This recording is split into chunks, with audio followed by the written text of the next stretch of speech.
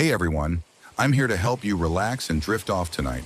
If you enjoy using these videos to fall asleep, don't forget to like this video and subscribe to the channel for more calming content. Share where you're watching from and what time it is for you. I'd love to know. Now settle into a cozy spot, take a deep breath, and let's start unwinding together. Nestled deep within the Appalachian Mountains lies an unassuming cave, veiled by thick clusters of pines and dense fog. Locals call it the Cave of Shadows, though no official map marks its location. Whispers of its existence pass from generation to generation, warnings of a place that preys on the soul. Some hikers, drawn by the thrill of the unknown, venture into its depths. Few return, and those who do are irrevocably changed. Legends tell of an ancient tribe that once inhabited the area.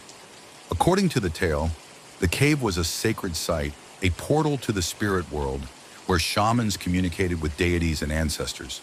However, during a time of great famine, a desperate leader sacrificed his own tribe to the cave, hoping to appease the gods.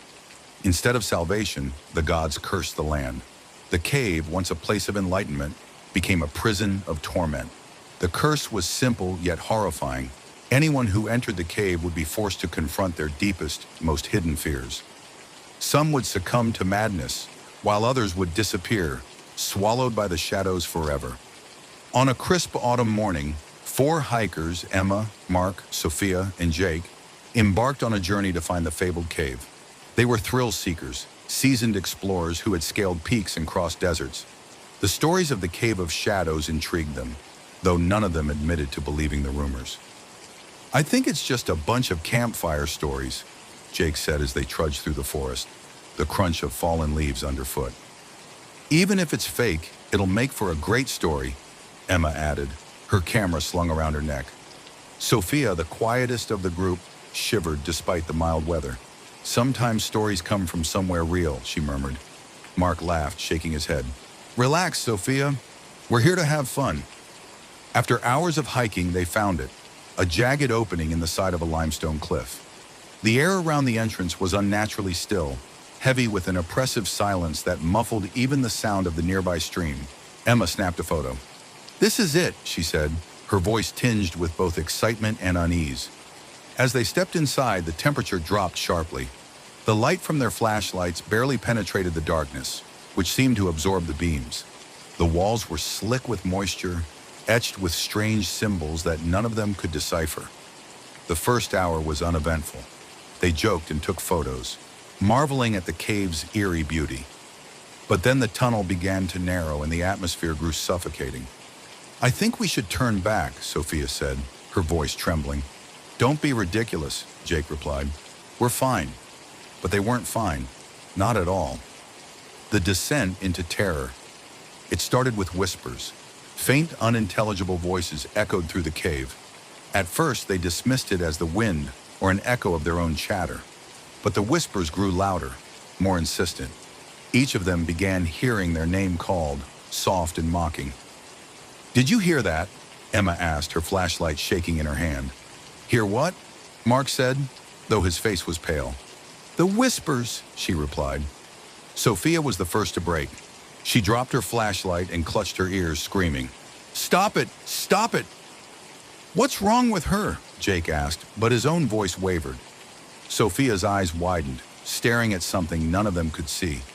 "They're here," she whispered. "They're coming for me." Mark tried to comfort her, but then he froze. His flashlight flickered, and he saw them. Shadowy figures moving along the cave walls, their shapes twisting and contorting. "What the hell is that?" he shouted. The others turned, but there was nothing there. "Mark, you're freaking out," Jake said, though his own flashlight was now shaking violently. And then it began. Confronting the darkness. The cave seemed to come alive, the walls pulsating and closing in. Each of them became trapped in their own nightmare. Emma saw her father, who had abandoned her family when she was a child. His face was gaunt, his eyes hollow. "You were never enough," he hissed, his voice dripping with malice. "No," Emma whispered, backing away. "You're not real." But the figure advanced, growing larger and more menacing. She screamed, dropping to her knees. Mark was transported to a battlefield, his hands covered in blood. He had served in the military but rarely spoke of it. Now the faces of those he had killed surrounded him, their voices accusing him, their eyes unblinking. Sophia found herself in a dark room, her childhood bedroom. The door creaked open, and a figure emerged, her younger brother, who had drowned when she was supposed to be watching him. "Why did you let me die?" he whispered, his voice echoing in the cavern. Jake the skeptic was not spared. He found himself in complete darkness, the air thick with the smell of fire and ash. A deep voice boomed, "You are nothing. You will always be nothing." It was the voice of his late grandfather, who had raised him under a strict and unrelenting hand. Hours or perhaps days passed. Time held no meaning in the cave. Emma, clutching her camera, stumbled upon Mark. He was muttering to himself, his eyes darting around wildly. They found Sophia curled in a ball, rocking back and forth, her cheeks stained with tears. Jake emerged last, his face blank, his hands trembling. "We have to get out," Emma said, her voice hoarse. The whispers grew louder, the shadows more aggressive. The cave seemed to fight their every step, the ground shifting beneath them. When they finally reached the entrance, they collapsed outside, gasping for air. The sunlight felt alien, too bright, too warm. They never spoke of what they saw in the cave. Emma deleted her photos, unable to bear the thought of reliving the experience. Mark left the group, retreating into solitude. Sophia sought therapy, though she never fully recovered. Jake, once brash and confident, became quiet and withdrawn. The cave of shadows remained, waiting for its next visitors. The forest grew thicker around it, as if trying to hide its existence. But it could not be hidden forever. There would always be someone drawn to its darkness, someone who believed they could conquer it, and the cave would be waiting. Hidden deep in the heart of a mist-shrouded valley, there lies a lake unlike any other. Known to the locals as La Canción del Lago, or the Singing Lake, it is a place of haunting beauty. By day, its crystalline waters shimmer under the sunlight, framed by towering pines and jagged cliffs. But by night, the lake comes alive with an eerie melody, a song so hauntingly beautiful that it is said to ensnare the hearts of all who hear it. The villagers of nearby Belladonna refuse to approach the lake after sunset, for they know the legends. The lake's song calls to swimmers, luring them into its depths. None who heed its call ever return. The story of the lake's curse begins centuries ago with a young woman named Isolde. She was a gifted singer, her voice said to rival the angels. Her performances would draw villagers from miles around, and her beauty captivated all who saw her. But Isolde's heart belonged to a man named Pietro, a humble fisherman who lived by the lake. Their love was fierce and true, but it was not without obstacles. A wealthy nobleman, Count Lucio, also desired Isolde and vowed to make her his bride. When Isolde refused his advances, Lucio's pride turned to fury. One fateful night, he lured Pietro to the lake under the pretense of offering him a gift for Isolde. There he bound the fisherman with ropes weighted with stones and cast him into the lake's dark waters. Isolde, sensing something was wrong, followed to the shore, where she witnessed her lover's lifeless body sinking beneath the surface. Stricken with grief, she sang a lament so powerful that the heavens wept. Her song called out to Pietro's soul, begging him to return to her. The lake, moved by her anguish, absorbed her melody and her despair. When she finally waded into the water, her song merged with the lake's depths. From that night on, the lake sang her lament, and anyone who swam in its waters would vanish, as though claimed by Isolde's sorrow. By the 21st century, Belladonna had grown into a small tourist town. Few outsiders believed the old tales of the singing lake, dismissing them as superstition. But the locals, fiercely protective of their traditions, still warned visitors to avoid the lake after nightfall. That summer, a group of college friends arrived in Belladonna. Clara, an aspiring musician, David, an amateur historian, Lisa, a skeptic with a sharp tongue, and Ethan, the group's daredevil. They had heard rumors of the lake and its song and were eager to uncover the truth. Clara especially was drawn to the story. She had always been fascinated by tragic romances, and the idea of a lake that sang a love song seemed almost magical. "I want to hear it for myself," Clara said one evening, sitting with her friends in the town's only tavern. David frowned. The locals say it's dangerous. Lisa rolled her eyes. The locals also think the lake eats people. It's just a legend to scare tourists. Ethan smirked. Only one way to find out. At midnight, armed with flashlights and a cheap rowboat they had rented from a reluctant shopkeeper, the group made their way to the lake. The moon hung low, casting a silvery glow over the water. "It's beautiful," Clara whispered, enchanted by the sight. As they approached the shoreline, the first notes of the song reached their ears. It was soft at first, like a distant hum carried by the breeze. But as they stood in silence, the melody grew stronger, weaving through the air like a spell. "It's breathtaking," Clara said, tears welling in her eyes. David shivered. "It's haunting, but something about it feels wrong." Lisa snorted. "It's just wind moving across the water. Come on." Ethan, already stepping into the boat, grinned. "Let's get closer. Maybe the middle of the lake is where the magic happens." Clara hesitated but followed, unable to resist the pull of the song. As they rowed toward the center, the song grew louder, more intricate. Clara leaned over the edge, her eyes wide. "I can hear words," she murmured. "It's calling to me." Ethan laughed. "You're imagining things." But he wasn't laughing for long. The water beneath the boat began to ripple, though there was no wind. The melody shifted, growing mournful, almost pleading. Clara suddenly stood, tipping the boat dangerously. "I need to go to her," she said, her voice distant, as though in a trance. David grabbed her arm.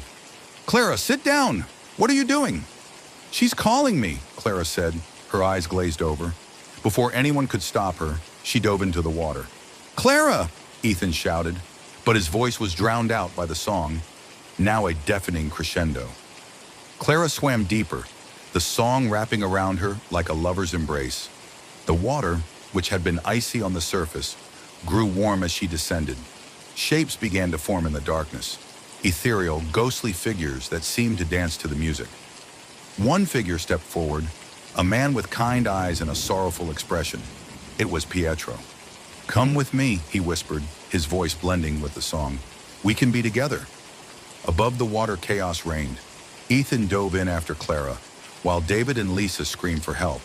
But the lake had claimed them. Neither Clara nor Ethan resurfaced. The next morning, the boat was found adrift near the shore. David and Lisa were huddled together, pale and trembling. They refused to speak of what they had seen, but their eyes held a haunted look. Clara and Ethan were never found. The locals shook their heads in sorrow, another warning tale to keep outsiders away. Still, the lake sang on. Its melody grew richer, tinged with the voices of Clara and Ethan, forever bound to its depths.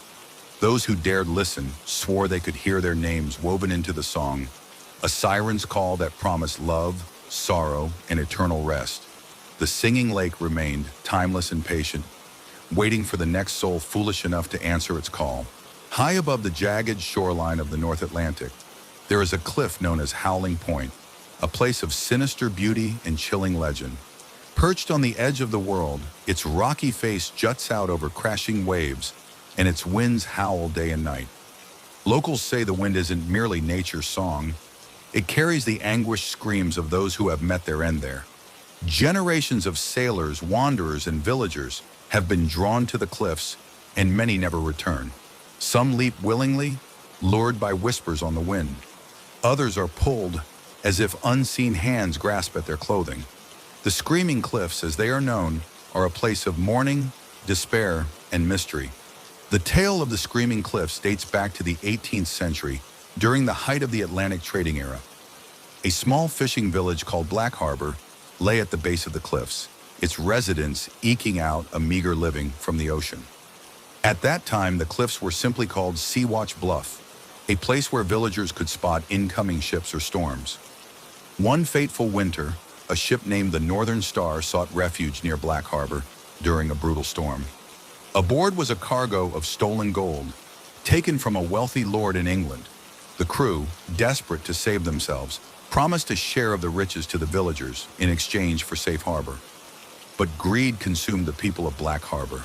Under cover of darkness, they murdered the sailors and claimed the gold for themselves, burying it at the top of the cliff. The storm passed, but the blood spilled that night soaked into the land, and the cliffs were forever cursed. The next morning, the villagers awoke to a terrifying sound. The screams of the murdered sailors carried on the wind. The screams grew louder with each passing day, tormenting the guilty until they were driven mad. Some flung themselves from the cliffs seeking escape. Others fled, never to return. The once thriving village was abandoned, and Sea-Watch Bluff became known as the Screaming Cliffs. Centuries later, Black Harbor was no more than a ghost town. The cliffs, however, remained a source of fascination for outsiders. Hikers, ghost hunters, and thrill seekers all drawn to the legends. One summer, a group of friends, Julia, Eric, Miranda, and Sam, decided to visit Howling Point. They had heard the stories online, read about the screams, and seen grainy videos of unexplained phenomena. To them, it was just another adventure, a chance to debunk an old myth and capture some creepy footage for their social media channels. "People are so gullible," Eric said as they drove toward the cliffs, the narrow road winding through dense forests. Julia, the group's self-proclaimed skeptic, nodded. "It's probably just the wind through the rocks. Nothing supernatural about it." Miranda, the most superstitious of the group, glanced nervously out the window. "Maybe we shouldn't mock it. Every legend comes from somewhere, right?" Sam, the group's cameraman, grinned. "Even if it's fake, it'll make for great content." They reached the cliffs at dusk, parking near the ruins of an old lighthouse that stood sentinel over the edge. The air was thick with salt, and the wind had an unnatural chill despite the summer warmth. As the group set up their equipment, the first scream tore through the air. It wasn't the cry of a gull or the roar of the waves. It was human, piercing, desperate. "Did you hear that?" Miranda whispered, clutching Sam's arm. "It's just the wind," Eric said, though his bravado wavered. They ventured closer to the edge, their flashlights cutting through the growing darkness. The screams grew louder, mingling with faint whispers that seemed to come from nowhere. "It's probably an echo effect," Julia said, though her voice was tight. The cliffs could amplify sound. "Then why do I hear them calling my name?" Miranda asked, her face pale. The others froze. "I didn't say anything," Julia said. "No, it's the wind. It's playing tricks," Eric insisted, but even he looked shaken. As night fell, the wind intensified, carrying not just screams but entire conversations, angry accusations, sobs, pleas for mercy. The group became increasingly disoriented. Sam's camera began malfunctioning, recording strange static and shadowy figures that weren't visible to the naked eye. "There's something here," he whispered, his hands trembling as he reviewed the footage. Julia, ever the skeptic, tried to keep her composure. "Let's just go back to the car. This isn't funny anymore." But when they turned around, the path was gone. The cliffs seemed to shift, the landscape twisting in ways that defied logic. "I can't find the lighthouse," Eric shouted, his flashlight beam flickering. The whispers grew louder, distinct voices accusing them of greed, betrayal, and murder. Miranda fell to her knees, sobbing. They're here, they know." "Who knows?" Julia demanded, shaking her. "The sailors, the ones they killed. They're still here." The group's panic reached a breaking point when Sam vanished. One moment he was behind them, and the next his flashlight lay abandoned near the cliff's edge. "Sam!" Eric shouted, edging closer to the drop. A voice, faint but familiar, called back, "Help me!" "He's down there," Eric said, leaning over the edge. "Don't!" Julia screamed, grabbing his arm, but it was too late. A sudden gust of wind pushed him forward, and he disappeared into the darkness. Julia and Miranda were alone now, huddled together as the screams intensified, drowning out their own cries for help. By morning, only Julia was found, wandering the forest near the cliffs, her mind shattered. She spoke of voices and shadowy hands, of friends pulled into the abyss by unseen forces. The authorities dismissed her story as hysteria, blaming the deaths on reckless behavior near dangerous terrain. But locals knew the truth. The screaming cliffs had claimed more lives, adding their cries to the eternal wail carried on the wind. To this day, the cliffs remain a forbidden place, a monument to greed and betrayal. And when the wind howls at night, the screams of the lost can still be heard, warning others to stay away or join them. Tucked away in a remote valley, far from bustling roads and tourist trails, lies a field unlike any other. The locals call it the Timeless Meadow, though few dare to speak of it openly. From a distance, it appears serene, a wide expanse of golden grass swaying gently in the breeze. But those who know its secret avoid it at all costs, warning travelers to stay clear of its boundaries.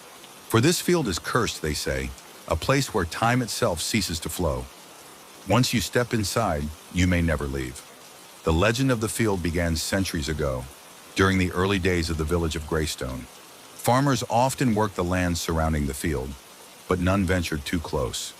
There were rumors of strange occurrences, a shepherd's flock vanishing without a trace, a hunter walking into the field and emerging decades later without aging a day.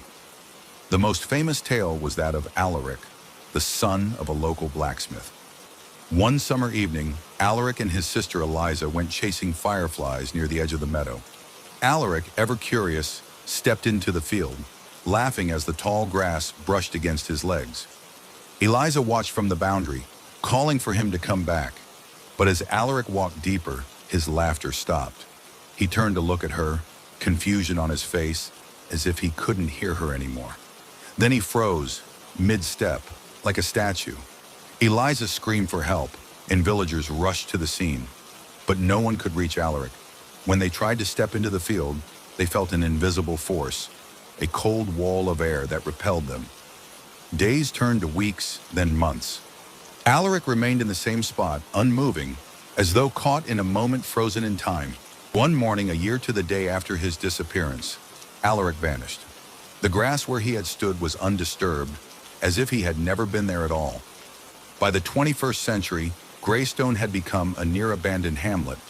Only a handful of families remained, their lives intertwined with the land. The timeless meadow, however, continued to attract curious outsiders, hikers, researchers, and thrill-seekers drawn by the legend. One such group consisted of 4 friends: Lily, a photographer; Max, a history buff; Sophie, a skeptic; and Ryan, a budding physicist. They had read about the meadow online in a forum dedicated to unsolved mysteries. "This is just some old folklore," Sophie said as they drove toward Greystone. "There's probably a perfectly rational explanation. Or it's a hoax," Max added. "Maybe the villagers made it up to scare people away from their land." Lily, clutching her camera, shook her head. "What about the stories? People going missing? The ones who supposedly came back years later?" "Mass hysteria," Ryan said, though his voice carried a hint of doubt. "Still, if it's real, it might have something to do with a temporal anomaly, a natural distortion in space-time. Or magic," Lily teased, earning an eye roll from Ryan. When they arrived at Greystone, the remaining villagers were less than welcoming. An elderly woman, hunched over with age, muttered a single warning: "Don't go near the field. It takes what it wants." Ignoring the warnings, the friends made their way to the meadow just as the sun began to set. The golden grass glowed in the fading light, and a soft breeze whispered through the air. "It's just a field," Sophie said, stepping closer. "But it feels off," Max replied, shivering despite the warm evening. Lily began snapping photos, while Ryan set up a small device to measure electromagnetic activity. "No anomalies so far," he said, frowning. Sophie, ever the brave one, took a bold step into the meadow. "See? Nothing happened." Her voice cut off mid-sentence. She froze, one foot in the air, her face a mask of confusion. "Sophie!" Max called, rushing forward. "Don't!" Lily shouted, but it was too late. Max crossed the threshold and he too froze in place. Panic set in as Lily and Ryan stared at their motionless friends. The meadow seemed to hum, the air growing heavier with each passing second. The sun hovered on the horizon, refusing to set, casting the scene in an eternal twilight. "They're stuck," Ryan said, his voice trembling. "Time has stopped for them." "Then we have to pull them out," Lily cried, grabbing Max's arm. But the moment she touched him, an icy jolt shot through her body, and she stumbled back. "It won't let us," Ryan said, staring at the grass. The gentle breeze had stopped, and the meadow was utterly still. As they argued, the meadow seemed to shift. Shapes appeared in the distance, figures frozen mid-motion, scattered across the field. Some were dressed in modern clothing, others in garments from centuries past. "It's them," Lily whispered. "The ones who disappeared." Ryan nodded, his face pale. "They're all trapped in the same moment." Driven by desperation, Ryan suggested a bold plan. If I can find the source of the anomaly, maybe I can disrupt it, but I'll need to go inside. No, Lily said, gripping his arm. What if you get stuck too? I have to try, he replied. Leaving his equipment behind, Ryan stepped into the meadow, each step feeling like he was wading through molasses. The air around him grew colder, the hum louder, until he reached the center of the field. There he found it, a massive stone circle, half buried in the grass. Strange symbols were etched into its surface, glowing faintly. This is it, Ryan muttered, pulling a small tool from his pocket. He began to scratch at the symbols, hoping to disrupt whatever power held the field in its grip. As Ryan worked, the meadow reacted violently. The ground trembled and a deafening roar filled the air. Lily watched in terror as the frozen figures began to shift, their forms flickering like static. Ryan cried out as the stone shattered, a blinding light engulfing the field. When the light faded, the meadow was silent. Lily ran forward, relieved to see Ryan standing, alive but shaken. Sophie and Max lay on the ground, groaning as they regained consciousness. Did it work? Lily asked. Ryan nodded. The anomaly is gone. Time is flowing again. The group left the meadow, shaken but alive. They shared their story with no one, unwilling to risk drawing more people to the cursed field. But the timeless meadow had not given up its secret so easily. Though the stone circle was gone, the grass still glowed faintly in the moonlight, and the whispers of the trap could still be heard on the wind. For those who knew where to look, the field remained a trap, waiting patiently for its next unwary traveler. Long ago, in a forgotten village nestled deep in the shadow of the mountains, there was a legend of a curse so terrifying that it was spoken only in hushed tones. It was said that uttering a single forbidden word could doom a person to an eternity of silence, transforming them into a lifeless statue of cold, unyielding stone. The curse was believed to have been placed by a powerful sorcerer named Kalen, who had lived centuries ago. Known for his immense magical prowess, Kalen had once been the protector of the village. But after a tragic betrayal by the very people he swore to protect, his love turned to hatred, and he unleashed his vengeance in the form of the curse. The word itself was never written down. Only whispers of it remained, passed on by the few survivors of Kalen's wrath. Over time, the villagers avoided even speaking of the curse, believing that forgetting it entirely might protect them. But as with all dark secrets, the curse lingered, waiting for the right moment to resurface. In the present day, the village of Stonehaven was a quiet, picturesque place, known for its cobblestone streets and its eerie, lifelike statues that dotted the town square, fields, and forest paths. Most villagers claimed the statues were old works of art, relics from a bygone era. But a sense of unease clung to them, especially to those who noticed the statues' peculiar, terrified expressions. One summer, a group of university students arrived in Stonehaven, eager to escape city life and explore the village's history.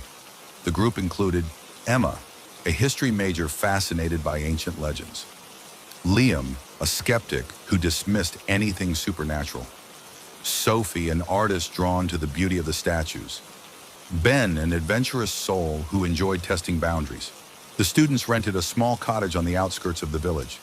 From the moment they arrived, the locals were oddly distant, warning them to stay away from the woods, and above all, not to pry too deeply into the village's past. Naturally, this only piqued Emma's curiosity. While exploring the village archives in the library's dusty basement, Emma stumbled across an old leather-bound journal. Its pages were filled with handwritten notes about the curse, though much of it was indecipherable. One passage, however, stood out. Beware the word that binds. To speak it is to doom the soul. To hear it is to shatter the body. Below the passage was a single word, hastily scratched out so heavily that the paper was torn. What's this about? Emma asked the librarian, an elderly woman named Mrs. Whitlock. Mrs. Whitlock's face turned ashen. You must put that journal back and leave this place, she said, her voice trembling. There are some secrets that should never be uncovered. Emma didn't listen. That night she shared her discovery with her friends. What if the curse is real? She asked, her eyes wide with excitement. It's just a story, Liam scoffed. Old villages always have these legends. It's probably some made-up superstition to keep kids in line. But Sophie, studying one of the village statues through her sketchpad, frowned. These statues, they're too detailed. It's almost like they were real people. That's ridiculous, Liam said. It's just skillful craftsmanship. Ben grinned. Let's test the curse. What's the worst that could happen? The next day, Ben convinced the group to visit the forest, where the densest cluster of statues was rumored to stand. The path was overgrown, the air heavy with an unnatural silence. When they reached a clearing, they found dozens of statues, their faces frozen in expressions of fear and despair. "This is creepy," Sophie whispered, her fingers tightening on her sketchpad. "It's just art," Liam insisted, though his voice wavered. Emma examined the statues closely, noticing strange details. A ring on one statue's finger, a locket around another's neck. These were no ordinary sculptures. Ben, meanwhile, had wandered off. "Hey, check this out," he called, holding up a piece of bark with faded carvings. "What does it say?" Emma asked, joining him. Ben squinted at the markings. "I think it's—" The words spilled from his lips before anyone could stop him. The air grew heavy, the forest unnaturally quiet. "Did you hear that?" Sophie asked, her voice trembling. Before anyone could answer, Ben gasped, clutching his chest. His skin began to harden, cracks spreading like frost across a window pane. "Help me!" he cried, but his voice was already fading. Within moments, he was gone. A statue, his expression frozen in terror. Panic set in. "We have to go!" Sophie screamed, dropping her sketchpad. But the forest seemed to shift around them, the paths twisting and turning. The statues loomed closer, their eyes almost accusatory. "We're trapped," Emma whispered, clutching the journal she'd brought with her. Liam grabbed it from her hands. "This is your fault. You had to dig up the past." "Arguing won't help," Sophie said. "We need to find a way out." Desperation drove them deeper into the woods. The whispers began soon after, faint voices that seemed to come from nowhere. "Say it," the voices urged. "Say the word." Emma clamped her hands over her ears, but the whispers grew louder. Sophie tripped, falling to her knees. I can't resist," she murmured, her eyes glazing over. "No!" Emma shouted, pulling Sophie to her feet. They stumbled into a clearing where a weathered stone stood, its surface etched with runes. Emma recognized the symbols from the journal. "This is the source of the curse," she said. "If we destroy it, maybe we can break the spell." Liam hesitated. "And how do you propose we do that?" Emma grabbed a rock and began smashing the runes, each strike sending a shockwave through the ground. The whispers turned into screams, the statues around them trembling as if alive. As the final rune shattered, a deafening roar echoed through the forest. The statues began to crumble, their stone forms disintegrating into dust. The friends stumbled out of the forest at dawn, their faces pale and haunted. Ben was gone, lost forever to the curse.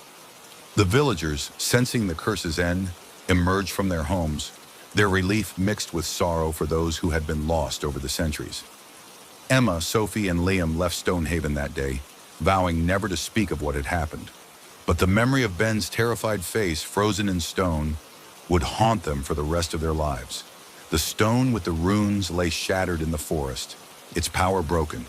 But deep in the earth, where light could not reach, the echoes of the whispered curse lingered, waiting for another voice to give it life.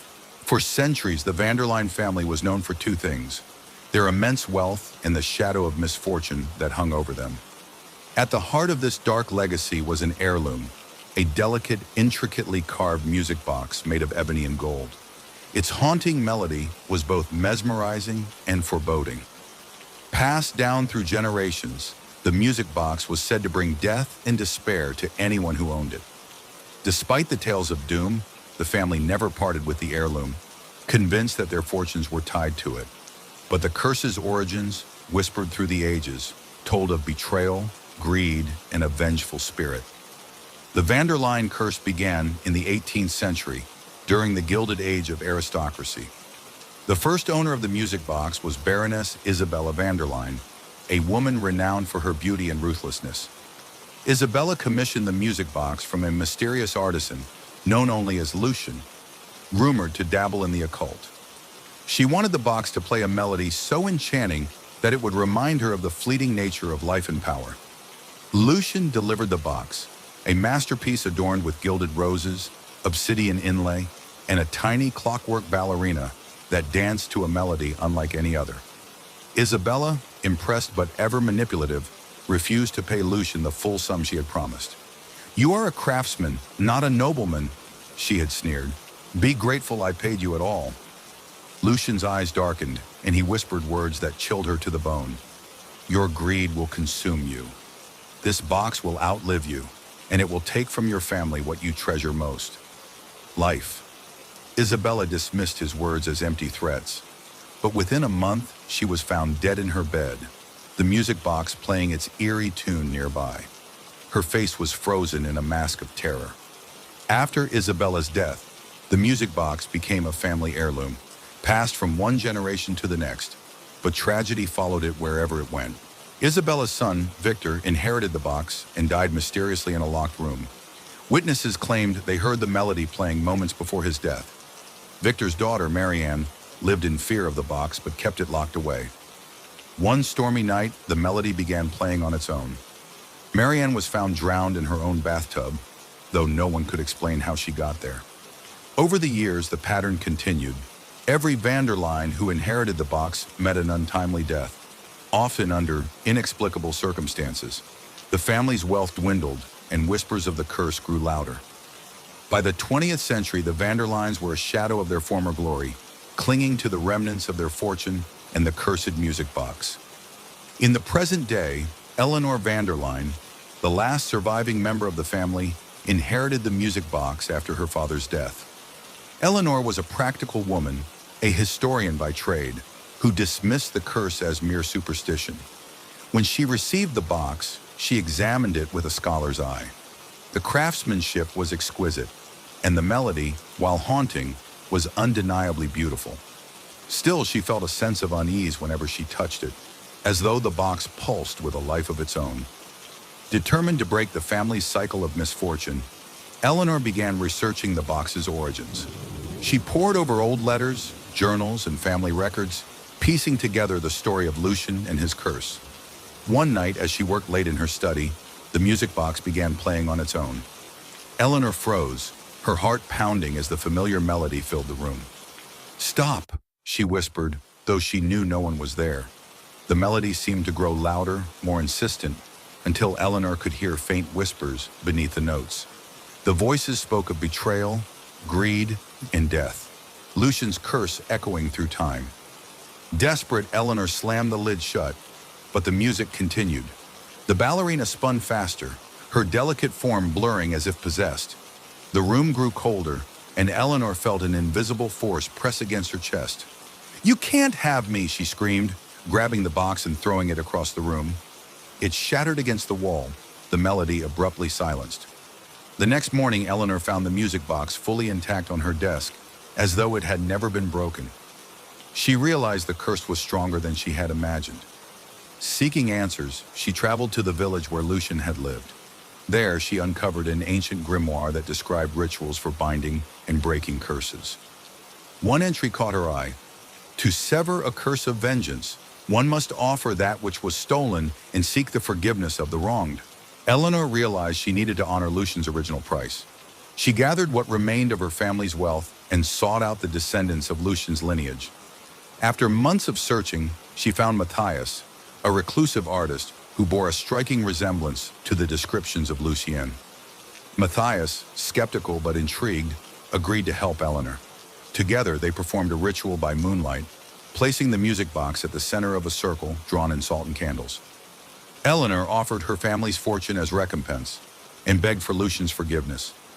As the final words of the incantation were spoken, the music box began to glow. The ballerina stopped spinning, and the melody slowed to a mournful dirge. A shadowy figure appeared, its voice a blend of anger and sorrow. "You seek to undo centuries of suffering," the figure said. "Do you truly believe a simple offering can erase the pain?" Eleanor stepped forward. "I cannot undo the past, but I can ensure that your memory and your work are honored. Let this end with me." The shadow regarded her for a long moment before nodding. "Very well. The curse is broken, but the box will remain a reminder of the cost of betrayal." The glow faded and the music box fell silent. Eleanor felt a weight lift from her shoulders, though a lingering sadness remained. She donated the box to a museum where it was displayed with a plaque detailing its dark history. Though the curse was gone, visitors often claimed to feel a chill when standing near the box. Some even swore they heard faint whispers of its haunting melody. For Eleanor, the legacy of the cursed heirloom was a lesson etched into her soul, a reminder that greed and betrayal could echo through generations. But redemption, no matter how late, was always possible. Nestled in a secluded valley surrounded by towering, mist-covered mountains lay the village of Black Hollow. It was a picturesque settlement with cobblestone streets, quaint thatched cottages, and a tight-knit community that lived in harmony with the land. But Black Hollow harbored a dark secret, whispered only in the dead of night. A curse that had plagued the village for centuries. Every 50 years, without fail, every man, woman, and child in Black Hollow would vanish without a trace. Their homes would remain intact, their meals left unfinished on tables, and their livestock would roam freely as if the entire village had simply ceased to exist. No bodies were ever found, and no explanations were ever given. This chilling phenomenon was known as the vanishing, and it was said to be the work of an ancient curse tied to the land itself. The curse's roots stretched back to the 16th century, when Black Hollow was first settled by a group of wanderers seeking refuge from war and famine. Led by a charismatic woman named Aelith Greaves, the settlers cleared the land, built their homes, and began to prosper. But the land they claimed was not uninhabited. It was sacred ground to the Cairnwood clan, a reclusive and mysterious people who lived deep in the surrounding forests. The Cairnwood believed the valley was protected by ancient spirits and warned Aelith and her people to leave. Aelith, however, dismissed their warnings and refused to abandon the village. Tensions escalated, and one fateful night, a confrontation turned violent. The settlers, fearing for their survival, attacked the Cairnwood and drove them from the valley, destroying their sacred groves in the process. The next morning, the villagers awoke to find strange symbols painted in blood on their doors, and a chilling prophecy carved into the stones of the town square. When the blood moon rises and the winds carry the lament of the lost, Black Hollow shall pay the price. Its people will be unmade, their lives claimed by the void. The first vanishing occurred 50 years later, under a crimson moon. By the 21st century, Black Hollow had become a quiet, forgotten place, its population dwindling to a few dozen families who dismissed the curse as an old wives' tale. But whispers persisted, especially among the elders, who recounted the eerie pattern of disappearances that had haunted the village every half-century. This year marked 50 years since the last vanishing. Among the villagers was Claire Alden, a young journalist who had returned to Black Hollow to care for her ailing grandmother. Claire had always been skeptical of the supernatural, but as the anniversary of the curse approached, strange events began to unfold. It began with the animals. The sheep and cattle grew restless, refusing to graze and staring into the woods as though they sensed something unseen. The village dogs howled at night, their cries echoing through the valley. Then came the whispers. Claire first heard them while walking through the forest, a faint, mournful chorus that seemed to come from everywhere and nowhere. She tried to dismiss it as wind through the trees, but the sound lingered in her mind. When she mentioned the whispers to her grandmother, the old woman's face turned pale. "It's starting," she murmured. "The curse is waking." That night, Claire found an old journal in her grandmother's attic. It belonged to Edwin Greaves, a historian and distant relative who had lived in the village during the last vanishing. The journal chronicled his desperate attempts to uncover the truth about the curse. The journal revealed chilling details about the curse's pattern. Edwin had written about the eerie signs leading up to the vanishing, the red moon that stained the night sky, the strange symbols that appeared on doors and walls, the whispers growing louder until they became deafening cries. Edwin's final entries spoke of a ritual he had attempted to perform in hopes of appeasing the spirits. "If I fail," he wrote, "the village will be lost again, as it always has been. But I have uncovered a clue, a name whispered by the forest, the Keeper of the Void." The journal ended abruptly with Edwin's fate unknown. As the fateful night approached, the whispers grew louder, filling the air with an otherworldly hum. The villagers began to panic. locking their doors and refusing to venture outside. Claire, however, was determined to uncover the truth. Armed with Edwin's journal, she ventured into the forest, following the symbols carved into the trees. They led her to a hidden grove, where the remnants of the Cairnwood clan's sacred altar stood. There, under the light of the rising blood moon, Claire found a stone tablet inscribed with ancient runes. As she touched the tablet, a vision overtook her. She saw the Cairnwood people, weeping as their sacred groves burned. She saw Aelith Greaves, defiant and unrepentant, as she cursed the spirits. And she saw the Keeper of the Void, a shadowy figure with glowing eyes, watching as the villagers disappeared into the darkness. The whispers grew into a roar, and the air around Claire grew cold. The shadows lengthened, and the Keeper of the Void materialized before her. "You seek to end what cannot be undone," it said, its voice like the grinding of stone. Claire stood her ground. "Why do you take the villagers? What do you want from us?" "Their lives are the price for their ancestors' greed," the Keeper replied. "The Cairnwood spirits demand balance. You cannot stop this." Claire remembered Edwin's journal and the mention of a ritual. Desperate, she pleaded, "There must be a way to atone. Let me offer something in return." The Keeper paused, its glowing eyes narrowing. "You would sacrifice yourself for the others?" Claire nodded, her heart pounding. "Yes, take me and spare the village." The Keeper stretched out a shadowy hand. "Very well, the curse will sleep, but only for as long as the villagers honor the Cairnwood spirits. Should they forget, the vanishing will return." Claire stepped into the Keeper's grasp, feeling the cold envelop her as the shadows consumed her. The whispers ceased and the forest grew silent. When the villagers awoke the next morning, they found Claire's journal in the town square, along with a message carved into the stone. "The debt is paid, but the balance must be kept. Honor the past or face the void."